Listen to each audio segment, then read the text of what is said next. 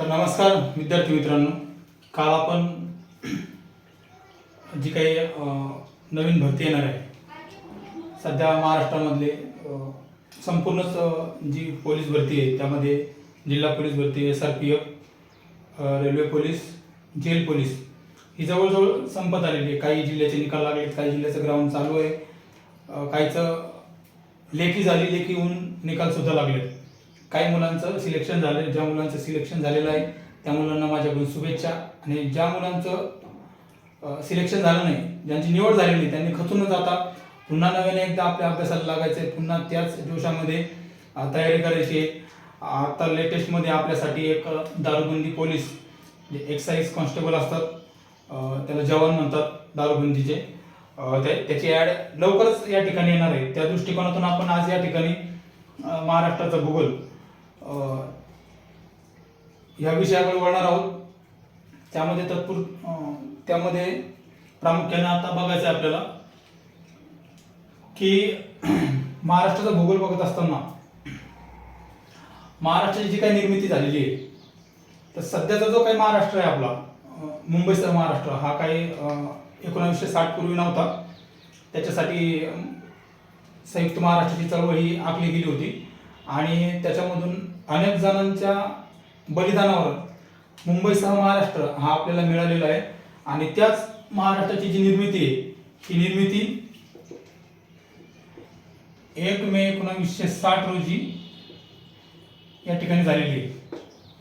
आणि तोच दिवस आपण या ठिकाणी महाराष्ट्रामध्ये महाराष्ट्र दिन म्हणून 1 मे हा दिवस साजरा करत असतो. प्रामुख्याने महाराष्ट्र क्षेत्रफळ जर बघायचं झालं तर महाराष्ट्राचे क्षेत्रफळ हे 3,07,713 चौरस किलोमीटर आहे. 3,07,713 चौरस किलोमीटर आहे. आणि ते क्षेत्रफळ जर आपल्याला मैलामध्ये बघायचं झालं तर 1,18,809 चौरस मैल. 1,18,809 चौरस मैल इतक्या प्रमाणामध्ये हे मैल मध्ये येते. कधी कधी आता कसं झालंय, परीक्षेमध्ये कुठल्याही कशाही प्रकारचा प्रश्न येऊ शकतो, ज्यामध्ये एक तर त्याच्यामध्ये विचारू शकतात चौरस किलोमीटर मध्ये किंवा चौरस मैल मध्ये विचारू शकतात. आता हे चौरस किलोमीटर जवळपास सगळ्या लोकांचं पाठ झालेलं आहे, त्यामुळे आता मैल मध्ये सुद्धा हा प्रश्न येऊ शकतो. महाराष्ट्राची पूर्व पश्चिम लांबी बघायचं जर झालं तर महाराष्ट्राची पूर्व पश्चिम लांबी जी आहे ती 800 किलोमीटर इतकी आहे. किती? 800 किलोमीटर. त्याच्यानंतर या खाली की महाराष्ट्राच्या समुद्र किनाऱ्याची जी लांबी आहे, आता जो महाराष्ट्र आहे आपला, अशाच समजून घ्या की हा महाराष्ट्र आहे म्हणून, म्हणजे ही महाराष्ट्राची समुद्र किनाऱ्याची लांबी आहे. तर ही जी काय लांबी आहे ही 720 किलोमीटर आहे. आणि साहजिकच जी लांबी आपली महाराष्ट्राच्या समुद्र किनाऱ्याची ती 720 किलोमीटर एवढी समुद्र किनाऱ्याची लांबी आपल्याला लाभलेली आहे. त्याच्यानंतर आपण ज्यावेळेस अजून याच्यामध्ये जो डिटेल अभ्यास करणार आहोत त्यावेळेस बघणार आहोत की महाराष्ट्राची जो समुद्र किनारा आहे त्या समुद्र किनाऱ्यावर कोणकोणत्या खाड्या आहेत, त्याच्यानंतर त्याच्यावर कोणकोणत्या पर्यटन स्थळं आहेत, भरपूर आहेत. कोकणामध्ये गेले तर फिरायला भेटते माणसाला. कधीतरी आयुष्यात एकदा जन्माला आल्याच्या नंतर माणसानं कोकणात गेलं पाहिजे. आता बऱ्याच ठिकाणी मुलं गोव्याला वगैरे जातात, त्यापेक्षा आपल्या महाराष्ट्रातच एवढं छान सुंदर असा समुद्र किनारा आहे कोकणचा, तो माणसानं बघायला पाहिजे. असो घ्या समोर. शेजारी राष्ट्र महाराष्ट्राच्या संदर्भात जर विचार करायचा आपल्याला तर प्रामुख्याने आपल्याला शेजारी राज्याचा सुद्धा अभ्यास करावा लागेल. आता याला तुम्ही एक म्हणजे समजा, एक हे आपण उत्तर दिशा समजू, पूर्व, ही पश्चिम, ही दक्षिण, ही वायव्य, ही ईशान्य, आग्नेय आणि नैऋत्य. आता शेजारी राज्य आपण ज्यावेळेस महाराष्ट्राचं बघतो त्यावेळेस आपल्याला माहिती आहे की आपल्या महाराष्ट्राच्या शेजारी उत्तर दिशा आहे. त्या उत्तरेस आपल्याला या ठिकाणी मध्य प्रदेश या राज्याची सीमा आपल्या महाराष्ट्राच्या उत्तरेला लागलेली आहे आपल्याला. त्याच्यानंतर आपण जर वायव्येला आलो तर वायव्येला आपल्याला गुजरात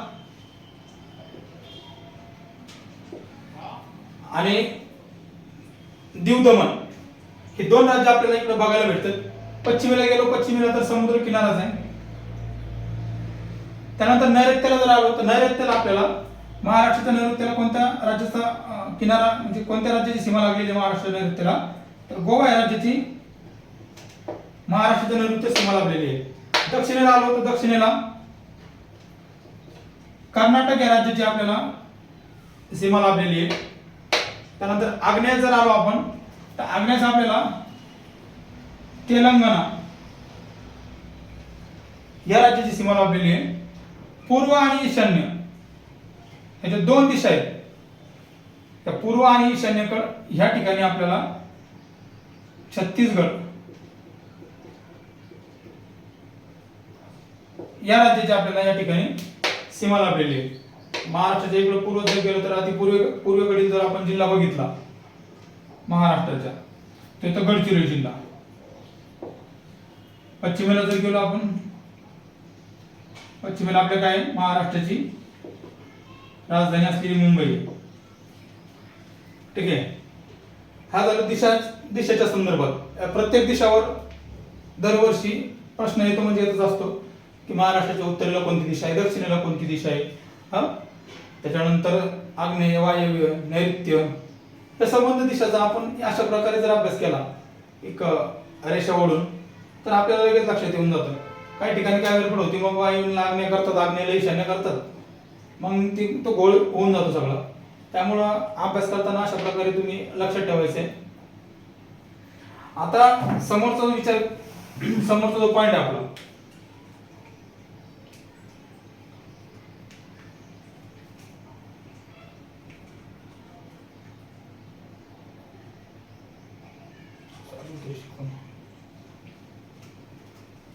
आता भारताच्या लोकसंख्येशी 2011ची जी जनगणना झालेली आहे, आता सध्या जनगणना आहे चालू, आता लवकर होईलच आपल्याला माहिती. खूप मोठ्या प्रमाणामध्ये भारताची जी लोकसंख्या आहे ती वाढलेली आहे. 140-50 करोडच्या घरात आपण सध्या गेलेलो आहे. जाऊ दे, आपल्याला सध्याच्या याच्यामध्ये आपल्याला 2011ची जी लोकसंख्येची जी गणना झाली होती त्याच्यानुसार महाराष्ट्राचं जे भारताच्या लोकसंख्येशी प्रमाण आहे ते 9.28% एवढं आहे. किती? 9.28% एवढं भारताच्या लोकसंख्येशी महाराष्ट्राच्या लोकसंख्येचं जे प्रमाण आहे ते प्रमाण आहे या ठिकाणी. तर राजधानी उपराजधानी याबद्दल बघायचं झालं महाराष्ट्राच्या तर ते तुम्हाला पाठच आहे. तुम्ही कमेंटमध्ये मला सांगा महाराष्ट्राची राजधानी उपराजधानी काय आहे. तर अतिशय सोपा प्रश्न, तुम्हाला आता सगळ्यालाच माहिती आहे. मग त्यापैकी मग आर्थिक राजधानी कोणती? आता उपराजधानी, आता राजधानी मुंबई, उपराजधानी नागपूर. नागपूरला जर बघायचं झालं तर खूप काही गोष्टी आहेत. आपल्याला भारताचं मध्यवर्ती ठिकाण म्हणतो जो आपल्याला ते आहे राजधानी जी महाराष्ट्राची मुंबई राजधानी, भारताची आर्थिक राजधानी मुंबईला. तर आता आपण ज्यावेळेस ह्याचा डिटेलमध्ये अभ्यास करू त्यावेळेस ह्या सगळ्या गोष्टी तुम्हाला हळूहळू मी सगळ्या गोष्टी सांगत जाणार आहेत. तर विधानसभा आणि विधान परिषद, विधानसभा आणि विधान परिषद त्यामध्ये काय महाराष्ट्राचं जे संसद भवन आहे महाराष्ट्राचं जे त्याच्यामध्ये आपल्या महाराष्ट्रातून लोकांच्या कल्याणासाठी, लोकांचं कल्याण करण्यासाठी किंवा लोकांचे प्रश्न तिथं मांडावेत, लोकांच्या काय प्रामुख्याने मागण्या असतील तर पूर्ण करून घ्याव्यात यासाठी लोकांमार्फत त्यांचा प्रतिनिधी पाठवला जातो. तर त्यामध्ये विधानसभा आणि प्रामुख्याने महाराष्ट्रात विधान परिषद. आता विधानसभेची लोकसंख्या किती आणि विधान परिषदेची लोकसंख्या किती? तर महाराष्ट्राच्या विधानसभेमध्ये 288 उमेदवार या ठिकाणी आपण संबंध महाराष्ट्रातून निवडून ह्या विधानसभेमध्ये पाठवत असतो. आणि विधान परिषदेमध्ये यामध्ये महाराष्ट्रातून 78 लोक जे की हे जे विधान परिषदेचे 78 लोक आहेत, हे ह्या विधानसभातील जे निवडून आलेले लोक आहेत हेच निवडून देतात त्यांना. तर हे जे 78 लोक आहे म्हणजे त्या दोघांनाही लोकांचे काम करण्यासाठी आपण त्या ठिकाणी पाठवतो. परंतु काय जाऊ दे, ह्या विषयावर आपण नाही बोलू. ते काय असतं, आपल्याला फक्त आकड्याशी मतलब आहे. आपण आपले फक्त आकडे लक्षात ठेवायचे. किती विधानसभेमध्ये 288 आणि विधान परिषदेमध्ये 78. लोकसभा आणि राज्यसभा ह्याप्रमाणेच जसं महाराष्ट्राच्या संदर्भात आहे तसं मग इथे या ठिकाणी तो देश, महाराष्ट्रातले प्रश्न देशाच्या राजकारणात म्हणजे लोकांना कळायला पाहिजे देशाच्या पातळीवर की महाराष्ट्रात काय काय उणीव आहे, महाराष्ट्रात अजून काय काय आपण सोयी सुधारणा केल्या पाहिजेत, कोणते कोणते प्रकल्प या ठिकाणी आणले पाहिजे, रोजगार उपलब्ध करून दिला पाहिजे. ह्या सगळ्या गोष्टीची एक मांडणी करण्यासाठी पुन्हा आपण या ठिकाणी आपल्या 36 जिल्ह्यातून जे उमेदवार भारताच्या संसदेमध्ये पाठवतो त्यामध्ये लोकसभा आणि राज्यसभा, त्यातील लोकसभेमध्ये आपण आपल्या महाराष्ट्रामधून किती पाठवतो तर 48 लोक, 48 जे उमेदवार आहे ज्यांना आपण लोकप्रतिनिधी म्हणतो, हे लोकप्रतिनिधी आपल्या त्या संसदेमध्ये आपण आपल्या एकट्या महाराष्ट्रातून पाठवतो. आता ह्याचं मला कमेंट करून सांगायचं आहे की भारताच्या संसदेमध्ये सर्वात जास्त लोकसभेचे प्रतिनिधी कोणत्या राज्याचे आहेत, तर हे मला तुम्ही कमेंटमध्ये नक्की सांगा. त्याच्यानंतर येते राज्यसभा. राज्यसभेमध्ये मग त्याच्यामध्ये पण ज्या विविध क्षेत्रामध्ये जे काही नाविन्यपूर्ण ज्यांचं नावलौकिक झालेलं आहे, त्यांनी यश संपादित केलं आहे, कला असेल, वाणिज्य असेल, त्याच्यानंतर खेळ असेल, शिक्षण असेल, वेगवेगळ्या क्षेत्रामध्ये ज्या क्षेत्रामध्ये त्यांनी त्यांचं कार्य एकमेव द्वितीय असं राहिलेलं आहे, त्यामधून काय होतं की भारताची जी संसद आहे, राज्यसभा, ह्याच्यामध्ये आपल्या महाराष्ट्रातून आपण 19 लोकप्रतिनिधी त्या ठिकाणी पाठवत असतो. ह्याच राज्यसभेला वरिष्ठ सभागृह म्हणतात आणि लोकसभेला कनिष्ठ सभागृह म्हणतात. त्यानंतर इकडे असंच आहे, हे वरिष्ठ सभागृह, हे कनिष्ठ सभागृह, असं लक्षात ठेवायचं तुम्ही. तर एकूण जिल्हे आणि शेवटचा जिल्हा, तर महाराष्ट्रामध्ये आजतागायत एकूण 36 जिल्हे आहेत. एकूण 36 जिल्हे आहेत. शेवटचा जिल्हा कोणता आहे तर पालघर हा शेवटचा जिल्हा महाराष्ट्रामध्ये तयार झाला होता. त्याच्यानंतर महाराष्ट्रात जे जिल्हा परिषद आहेत त्या एकूण 34 जिल्हा परिषद आहे. किती? 34. एकूण किती जिल्हा परिषद आहेत तर 34. का बरं 34 जिल्हा परिषद आहे? जिल्हे तर 36 आहे. तुम्ही गेले असाल तुमच्या जिल्ह्यात, तुम्ही जात असाल, प्रत्येकाचा जिल्हा घ्या. आपल्या इकडचे जे आहेत प्रत्येकाचा जिल्हा म्हणजे जर तुम्ही जिल्ह्याच्या मुख्य ठिकाणी गेलात तर त्या ठिकाणी तुम्हाला एक असा मोठा बोर्ड लागला दिसतो की नाही का, की आता मी आता गडचिरोलीला आहे की बाबा जिल्हा परिषद गडचिरोली. जसं की तुम्ही एखाद्या सिटीमध्ये असाल, नगर परिषद सिंदखेड राजा, अशा प्रकारचं, महानगरपालिका छत्रपती संभाजीनगर, याप्रमाणे आपल्याला बघायला भेटतं. पण जिल्हे 36 आहेत आणि नगर परिषदा 34. आपलं सॉरी जिल्हा परिषदा 34च. का बरं? कारण मुंबई शहर आणि मुंबई उपनगर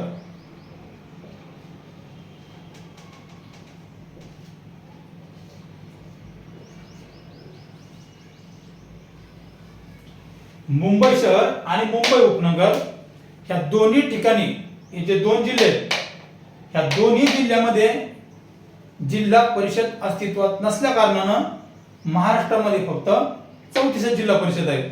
आता या दोन ठिकाणी का बरं नसेल जिल्हा परिषदा? कारण हे जे दोन शहर आहेत, हे दोन्ही शहर विकसित आहेत. या ठिकाणी कुठल्याही प्रकारचा ग्रामीण भाग अस्तित्वातच नाही. त्यामुळं या दोन्ही ठिकाणी ह्या जिल्हा परिषदा नाही. जिल्हा परिषदेचं काय काम आहे त्यांचं की त्यांच्या अंतर्गत येणारे जे काही ग्रामीण भाग आहे, त्यामधले मग रस्ते असतील, वीज सुविधा असेल, त्याच्यानंतर शेतकऱ्यांसाठी ज्या काही नवीन नवीन योजना असतील, त्या जिल्हा परिषद पंचायत समिती मार्फत त्यानंतर चालवल्या जातात. या जिल्हा परिषदेच्या अंडरमध्येच त्या ठिकाणी पंचायत समिती कार्य करते. एकूण जिल्हे 36 आहेत. तालुके किती आहेत? 358. तालुके किती आहेत? महाराष्ट्रात एकूण तालुके किती आहेत? 358. त्यानंतर येतो प्रशासकीय विभाग. महाराष्ट्राचे प्रशासकीय विभाग. प्रशासकीय विभागाची कशी विभागणी झालेली आहे की महाराष्ट्राच्या प्रशासनाला योग्यरित्या त्यांचे प्रशासकीय कामकाज हाताळण्यात यावे, नाही का. महाराष्ट्राला काय योग्यरित्या त्यांचे जे प्रशासकीय काम आहेत ते हाताळण्यात यावे यासाठी महाराष्ट्रामध्ये एकूण 6 प्रशासकीय विभाग निर्माण करण्यात आले. किती? 6. त्याच्यामध्ये कोणता आहे?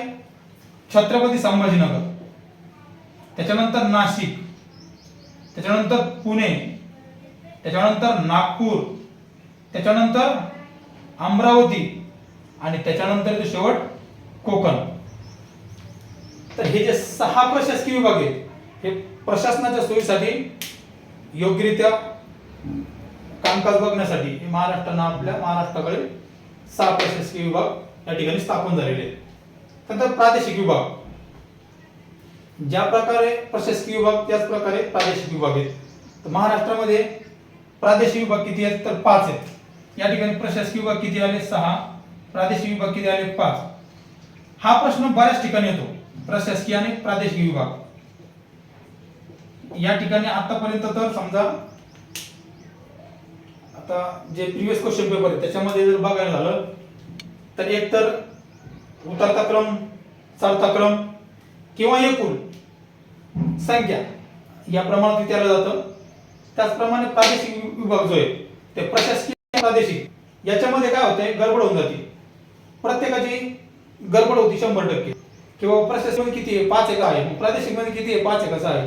ते एक लक्षात ठेवायचं. एक ट्रिक सांगतो साधी आणि सरळ सोपी. सरळ सरळ शब्द लिहून घ्यायचा जो काय आहे. आता हा प्रशासकीय विभाग आहे. प्रशासकीय आणि प्रादेशिक.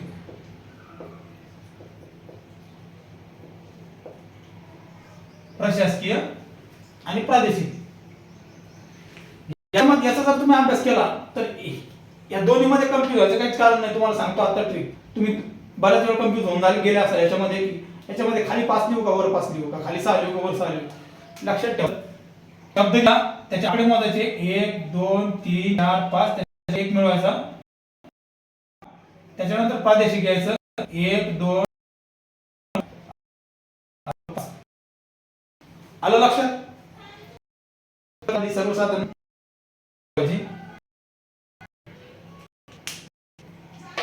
प्रादेशिक विभाग बघत असताना आपल्याला विदर्भ, पश्चिम महाराष्ट्र, मराठवाडा आणि खानदेश.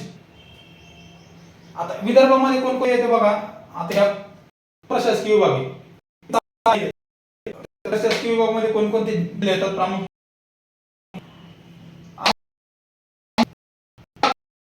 अमरावती आणि नागपूर ह्या दोन्ही प्रशासकीय विभागातले सर्व जिल्हे ह्या विदर्भामध्ये येतो. जो विदर्भाचा जो प्रादेशिक.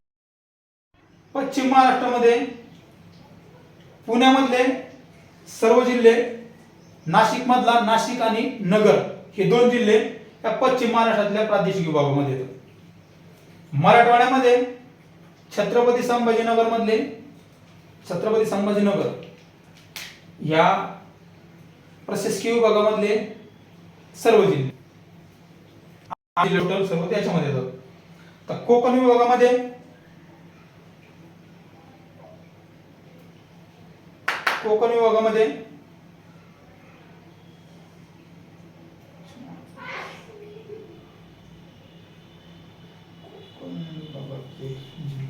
एक मिनिट.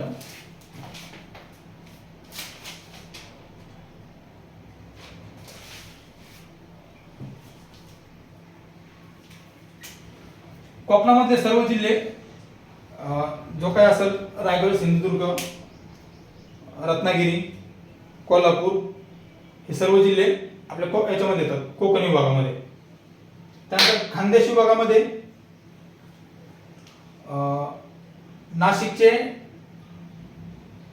नाशिक प्रशासकीय विभागामधले जे काय धुळे, नंदुरबार आणि जळगाव हे तिन्ही जिल्हे आपल्या या खानदेश प्रादेशिक विभागामध्ये येतात. ठीक आहे, तुम्ही हे असं लिहून घ्या, थोडं एक रफ याच्यावरती तुम्ही याला नोट डाऊन करून घ्या आणि त्याच्यानंतर लगेच आपण ह्याच्यानंतर समोरचा भाग आपण या ठिकाणी लगेच बघणार आहोत.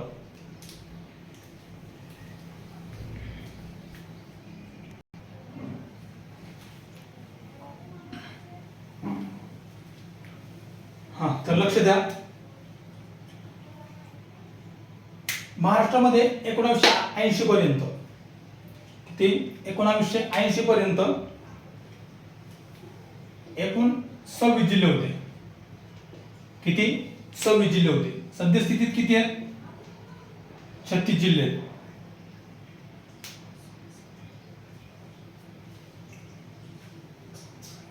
तर या ठिकाणी जर आपल्याला बघायचं झालं तर त्याच्यानंतरचा जो कालावधी आहे, त्याच्यानंतर काय झालं की जसा जसा विस्तार होत गेला, जसा जसा भौगोलिक म्हणजे लोकसंख्या वाढत गेली, त्याच्यानंतर घरांची संख्या वाढली, भौगोलिक विस्तार वाढला लोकांचा, राहणीमानाचा 44 किलोमीटरचा दर 44 किलोमीटर जो आपण म्हणतो, त्याचा जसा विस्तार वाढला तसं एक प्रशासकीय दृष्टिकोनातून, त्याच्यानंतर राजकीय दृष्टिकोनातून एक म्हणजे जाणवलं की बाबा आता या 26 जिल्ह्यावर आपल्याला भागत नाही, आपल्याला अजून पुन्हा आता समोर जिल्हे वाढवावे लागतात जेणेकरून सर्व कामकाज हे सुरळीत चाललं. तर मग 1 मे 1981 मध्ये त्या दिवशी 2 जिल्हे तयार झाले. पहिला जिल्हा झाला रत्नागिरीमधून 1 मे 1981 ला, रत्नागिरीमधून सिंधुदुर्ग.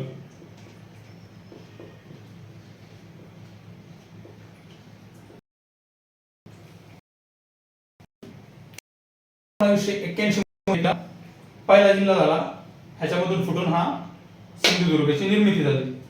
त्यानंतर छत्रपती संभाजीनगर मधून त्याच दिवशी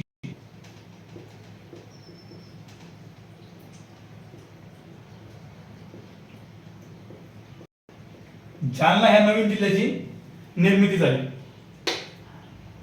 म्हणतो ना आपण जालना सोने का पालना, त्यातला काय भाग नाही. त्याला जालन्याला महाराष्ट्राची जशी राजधानी आपली मुंबई, तशीच या जालन्याला स्टीलची राजधानी म्हणतात मुंबईची, आपली महाराष्ट्राची. त्याच्यामध्ये खूप मोठ्या प्रमाणात जालन्याला जी MIDC एरिया आहे त्याच्यामध्ये जे स्टील आहे, इथलं स्टील हे संपूर्ण सबंध भारतभर जातं. त्याच्यानंतर इथंच ज्या काही आपल्या कृषीच्या नवीन नवीन व्हरायटी आहेत त्या व्हरायटीचं संशोधन या ठिकाणी होतं. इथलं जे भाजीपाल्याचं सीड्स आहे जालन्यामधलं ते आउट ऑफ कंट्री जातं. म्हणजे बघा, जालना पण आता काय मराठवाड्यात असून मागासलेलं होतं पहिले, पण आता सध्या तर काय नाही, सध्या आहे व्यवस्थित आहे. असो, त्यानंतर समोर 26 ऑगस्ट 1982 मध्ये चंद्रपूर मधून, 15 ऑगस्ट राहिला आपलं, 15 ऑगस्ट मधून जे काय आता सध्याचं धाराशिव आहे, त्या धाराशिव मधून सध्याचं धाराशिव, पूर्वीला त्याचं नाव उस्मानाबाद होतं, ह्यामधून लातूर या जिल्ह्याची निर्मिती झाली. लातूर आहे की नाही, लातूर आहे. तर लक्षात ठेवायचं 15 ऑगस्टच्या दिवशी नाही का गाणे घेतात तुम्ही शाळेत, 15 ऑगस्ट 26 जानेवारीला लक्षात ठेवायचं की कोणत्या जिल्ह्याची निर्मिती झाली. मग लक्षात ठेवायचं की अरे 15 ऑगस्ट आपण गॅदरिंगला होतो, मग काहीतरी मी एका गाण्यावर डान्स घेतला, ते लातूर आहे किल्लू, मग लगेच लक्षात येतं, तुम्ही तुमच्या लगेच लक्षात येऊन जाईल. 26 ऑगस्ट 1982 इथं चंद्रपूर हा जो काही जिल्हा आहे, चंद्रपूर जिल्ह्यामधून गडचिरोली या नवीन जिल्ह्याची निर्मिती झाली. जो गडचिरोली जिल्हा महाराष्ट्राचं बॅकबोन म्हणून ओळखला जातो.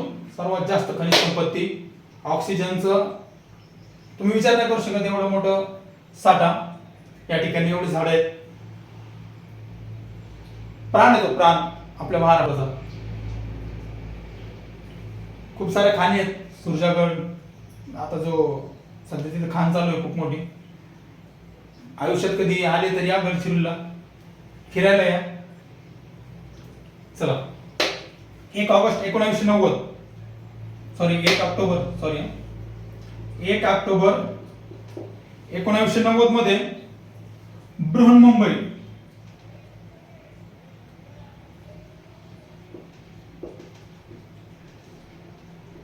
ह्या बृहन्मुंबई जो काही जिल्हा होता, ह्या जिल्ह्याचे 2 भाग करण्यात आले. मुंबई शहर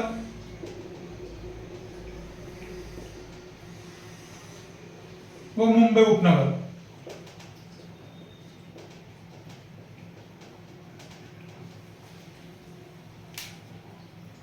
त्याच्यानंतर 1 जुलै 1998 मध्ये अकोला या जिल्ह्यामधून वाशिम या जिल्ह्याची निर्मिती झाली आणि धुळेमधून नंदुरबार या जिल्ह्याची निर्मिती झाली.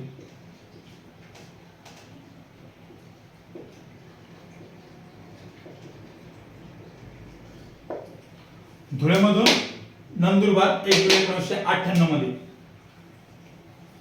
स्वतःच्या जन्मतारखेवर पण लक्ष ठेवू शकता तुम्ही. जे काहीची यादी इकडे तर नाही जाऊ शकत तुम्ही. 98 हे 99 2 आता काय 2च राहिले. 99 ला परभणी मधून हिंगोली जिल्हा 1999 मध्ये. परभणी मधून हिंगोली जिल्हा. त्याच्यानंतर भंडाऱ्यामधून गोंदिया जिल्हा.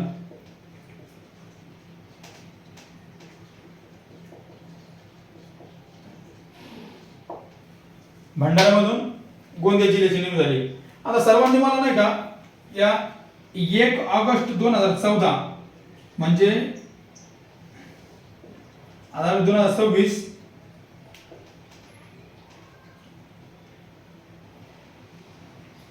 12 वर्षापूर्वी ठाणे जिल्ह्यातून कोणत्या नवीन जिल्ह्याची निर्मिती झाली होती तुम्ही मला कमेंट बॉक्स मध्ये नक्की सांगायचंय. तर असं होता आजचा आपलं म्हणजे चॅप्टर आपण सुरू केलं महाराष्ट्राचा भूगोल हा जो विषय आपण घेतला. त्याच्यामध्ये महाराष्ट्राची जी काय आपण आता एक सिरियल वाईज सिक्वेन्स वाईज माहिती म्हणजे जे शिकवतोय तुम्हाला, तर मला असं वाटतं तुम्हाला समजत असेल नसेल तर तुम्ही मला कृपया एक सजेशन करायचंय किंवा तुम्ही कमेंट मध्ये सांगू शकता की बाबा कशा प्रकारे तुम्हाला नेमकं मी शिकू अजून नाही का. हे डिजिटल बोर्ड तेवढं सांगू नका. हाच आपला बोर्ड आहे शिकवायला आणि आपण मोबाईलवरच तुम्हाला शिकवणार आहे. मोबाईलची जी शूटिंग आहे मी जो मोबाईल वापरतो साधा त्याच्यावरच तुम्हाला शिकवण्यात येणार आहे.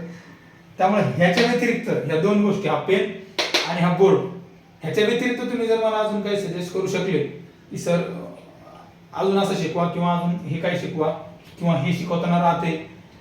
मी कसं आहे मी पण म्हणजे मी काही एक शिक्षक पेशाने काही शिक्षक नाही. त्याच्यामुळं तुम्हाला शिकवताना म्हणजे मी जसं स्वतः नोकरीला लागायच्या वेळेस जसा मी अभ्यास केला त्या प्रकारे मी तुम्हाला शिकवण्याचा प्रयत्न करतोय. तुम्हाला आवडत असेल नसेल आवडत तर तुम्ही मला याच्यामध्ये सांगू शकता कमेंट बॉक्समध्ये. आणि कृपया ज्यावेळेस तुम्ही हा व्हिडिओ बघणार आहे तर आपले जे काही मित्रमंडळी असतील त्यांना कृपया चॅनल जे आहे आपलं ते शेअर करा, त्यांना लाईक करायला हवा, चॅनलला सबस्क्राईब करायला हवा आणि त्यांच्या मित्राला परत पाठवायला हवा, जेणेकरून त्यांचा फ्री ऑफ कॉस्ट विनाशुल्क म्हणजे कुठलाही 1 रुपया आपण न घेता मी माझ्या वेळात वेळ काढून तुम्हाला या ठिकाणी रोज या ठिकाणी शिकवणार आहे. आता कदाचित मी गावी गेलो रजेवर किंवा आमचे बंदोबस्त असतात त्यावेळेस बंदोबस्त आला तर त्यावेळेस हे शक्य होणार नाही. पण नक्कीच आल्याच्या नंतर मी तुमच्या अभ्यासामध्ये खंड पडू देणार नाही एवढं मात्र नक्कीच आहे. आपण लवकरच एक नवीन टेलिग्रामचं चॅनल पण चालू करू. त्याच्यावरती तुम्हाला मी जे काही क्वेश्चन पेपर असतील, काही क्वेश्चन असतील तर ते क्वेश्चन पण टाकत जाईल, जे की खूप म्हणजे शुअर जे प्रिव्हियस क्वेश्चन पेपर आहेत त्यातले म्हणजे 70% तरी प्रश्न त्याच्यामधूनच येणार. आणि मी 200% तुम्हाला गॅरंटी सांगतो.